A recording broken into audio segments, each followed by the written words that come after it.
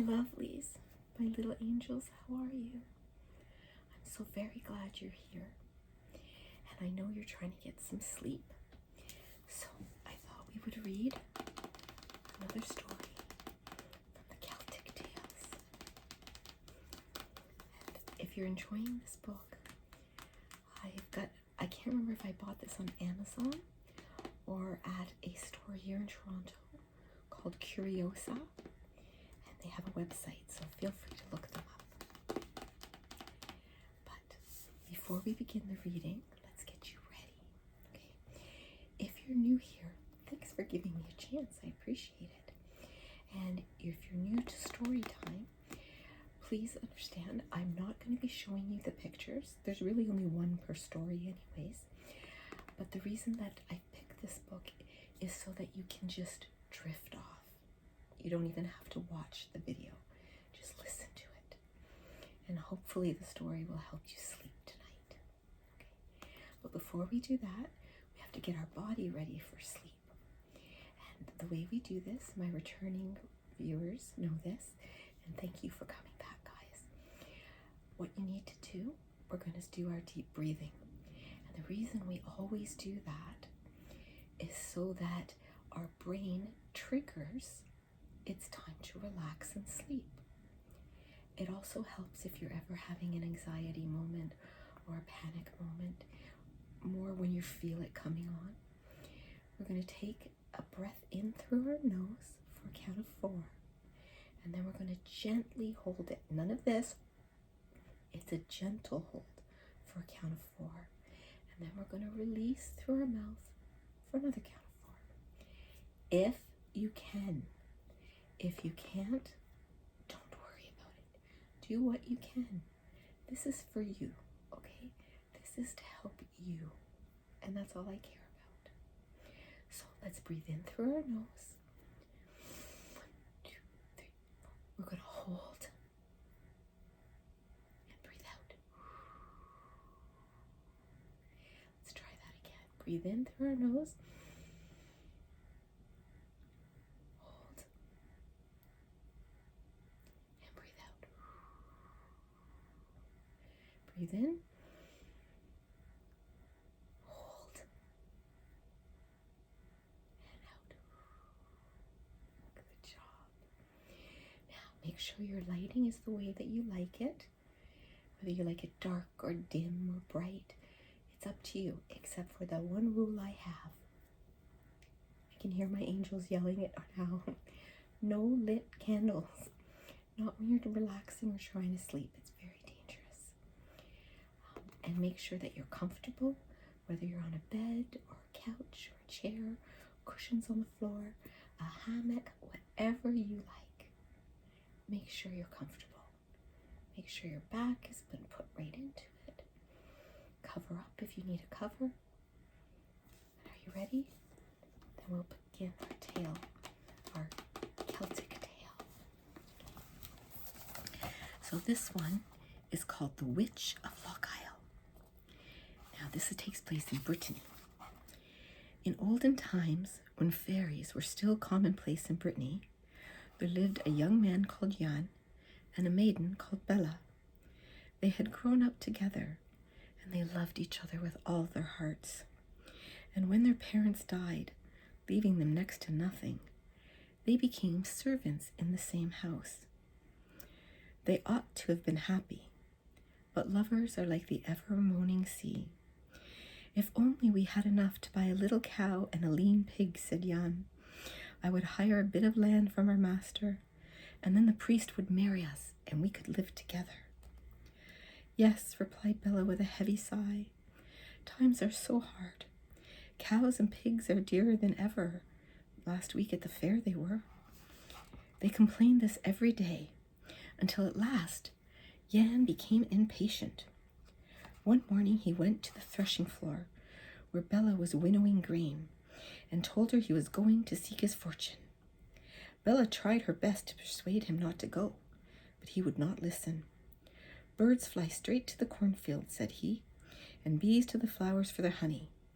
A man ought to have as much sense as a winged creature. I am going to find what I want, the price of a little cow and a lean pig. If you love me, Bella, you will not stand in my way. You let me do this and bring about our marriage. Then go with heaven's help if you must, said Bella. But before you go, let me give you the most precious treasure my parents left to me. She led Jan to her linen press and took out a silver pocket knife, a little gold bell, and an applewood staff. These relics have never left our family. Whatever this knife touches will escape the spell of a magician or a witch.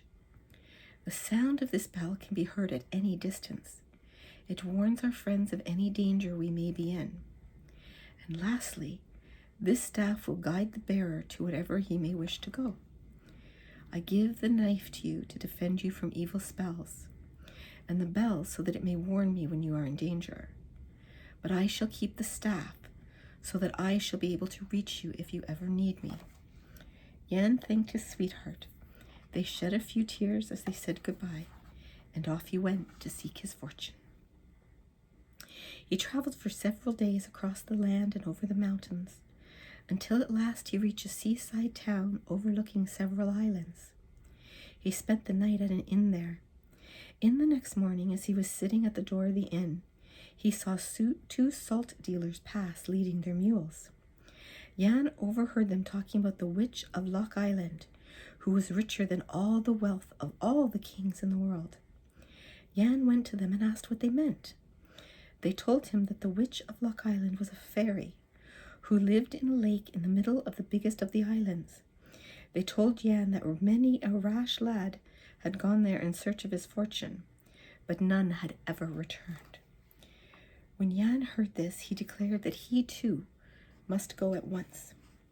The salt dealers tried to dissuade him, certain that they could bring the young man to his senses, but it didn't work. Jan thanked them for their interest and said he was ready to give up his plan if they would pass the hat and collect enough for him to buy a little cow and a lean pig. Whereupon they all changed their tune, and soon Jan was off. He went down to the seashore and he hired a ferryman who rowed him to Loch Island. He soon found the pool in the middle of the island. It was surrounded with sea drift covered with pale pink blossoms, and at the far end of the lake, sea drift covered in the shade of a clump of flowering broom, a sea green boat was floating on the still water. The boat looked like a sleeping swan with its head under its wing. Jan had never seen anything like it, and he drew near out of sheer curiosity. When he stepped into the boat to examine it more closely, hardly had he set foot in it than the swan awoke. Its head came out from under its feathers, its webbed feet spread out in the water, and suddenly it glided away from shore. The youth uttered a cry of dismay, but the swan only paddled more quickly towards the middle of the lake. Then, without warning, the bird put its bill in the water and plunged, carrying Jan into the depths. At first, Jan feared he would drown, but soon he realized he could breathe quite easily under this water. He opened his eyes, and there he saw the witch's palace, which was built on the sandy bottom of the lake. It was made of seashells and was lovelier than anything you can imagine. All around were immense gardens and lawns of seaweed, set with diamonds instead of flowers. The swan left Jan at the foot of the crystal staircase, leading to the door of the palace. He began to climb, and with each step he took, the stairs rang out with a sound like birds singing. At last Jan stood in the doorway of the palace, and there in the first room he saw the witch lying on a golden bed. She was dressed in sea green silk, as fine and soft as a wave. Coral ornaments adorned her black hair, and her cheeks were delicately tinted like the inside of a shell. Jan drew back at the sight of so delightful a being, and the fairy rose up smiling and came towards him. Her walk was as graceful as the sweep of the waves on the rolling sea. "Welcome," she said, motioning him to come. There is always a place here for strangers and handsome youths like you. Jan felt bolder, and he entered the room. Who are you? Asked the witch. And what is it that you want? My name is Jan, and I am looking for enough money to buy a little cow and a lean pig. Very well, said the witch with a smile. Your search shall be rewarded, and you shall have your heart's desire. She led him deeper into the palace, to a room whose walls were hung with threaded pearls, and she gave him 8 kinds of wine in 8 different goblets. He began tasting the wine, and he found them all very nice. He drank 8 times from each, and with each goblet he drank, the witch was more and more beautiful. Had there ever been so enchanting a woman? As he drank, she told him that her lake was connected by an underground passage with the sea, and that all the wealth of wrecked ships was drawn by the magic current. On my honor, said Jan, I am not surprised that landlubbers speak so badly of you. People as rich as you are always making other people envious. As far as I'm concerned, half your fortune would do for me. Oh, you shall have it, Jan, said the witch. Well, how can you manage that? Asked Jan. I lost my husband, she said, and so if I am to your taste, I could be your wife. The young man was quite breathless at what he heard. Was it possible that he could marry this beautiful fairy, whose palace was rich enough to contain 8 of the most marvelous barrels of wine? To be sure, he had promised Bella he'd marry her, but his memories of her were clouded. So Jan told the fairy very politely that he had to refuse her offer, and he was so overcome at the joy of becoming her husband, he changed his mind and said he would. The witch then said she'd prepare a feast. She set a table and spread it with the nicest food that Jan had ever seen, and some he had never tasted before. She went out into the garden with a fish pond, taking a net in her hand. Come hither, Attorney General, she cried. Come hither, O miller, O tailor, O beadle. Each time she spoke a name, Jan could see a fish leap into her net. When the net was full, she came back into the palace and threw all of the fish into a golden frying pan. It seemed to Jan that in the midst of the frying he could hear whispers. Who's whispering in your golden frying pan, fairy? It's just the sparks that the wood throws out, she said. But soon the voices began to mutter. Who is that muttering? He asked. Oh, that's just the fat melting, she said. Soon the voices began to shout.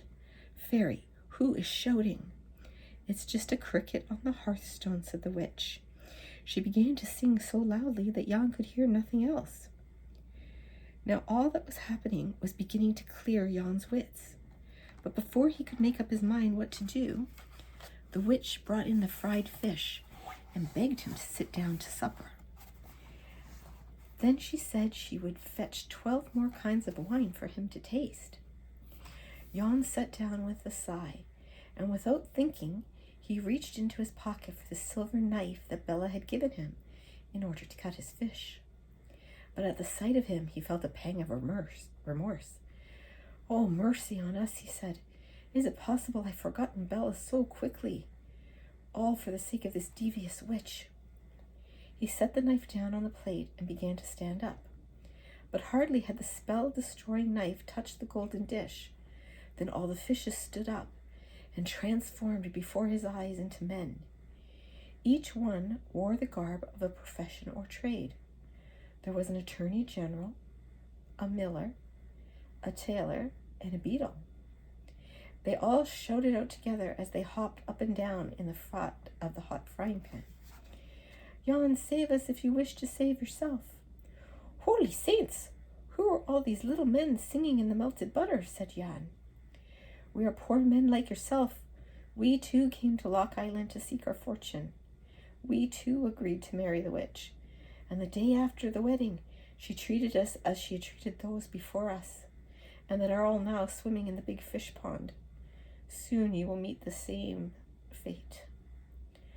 Jan leaped up as he thought what he was to do. He rushed towards the door, hoping to escape before the witch came back, but she had slipped into the room and heard everything. Before Jan could reach the door, she threw a steel net over him, and he was changed to a frog. Then the witch threw him into the fish pond with all the other enchanted husbands. At that very moment, the little golden bell that Jan wore around his neck gave forth a tinkling sound, and far away Bella heard it. "Jan is in danger," she cried, and before she could ask anyone's advice, she ran and grabbed the magic staff. When she reached the crossroads, she stuck the staff into the ground and said, "O staff of apple wood so fair, lead me on land and through the air, above the cliffs and over the sea, for with my lover I must be." At her words, the staff transformed into a chestnut steed, completely saddled and bridled. Bella mounted and off they went, first at a pace, and then a trot, and then a gallop. Soon they were traveling so swiftly that everything passed in a blur. She longed for even more speed. She urged the horse onward, whispering, "The horse is less swift than the swallow is less swift than the wind is less swift than lightning, but steed of mine, you must be swifter than all, for the dearest half of my heart is in danger." The horse understood her, and it flew like it had never flown before. When they reached the mountain that people called Heart's Leap Rock, the swift steed came to a stop, for neither man nor beast had ever climbed that rock. But Bella repeated her rhyme. "O staff of apple wood so fair, lead me on land and through the air, above the cliffs and over the sea, for with my lover I must be." Hardly had she finished than wings grew from the horse's flanks, and he became that of a mighty bird, and he took to the skies. Here, when she reached the top of the rock, she met a little hobgoblin. When he saw Bella, he shouted, "Here is the fair maid who has come to save me." "To save you?" said Bella. "Who are you?" "I am Jennick, the ill-fated husband of the witch of Loch Island. She grew tired of me and trapped me here with her spells." "Oh, you poor thing. How can I deliver you?" "Just as you will deliver Jan, who is in the witch's power." "Okay then, tell me what I must do," cried Bella. "You must go to the witch of Loch Island and introduce yourself as a young lad.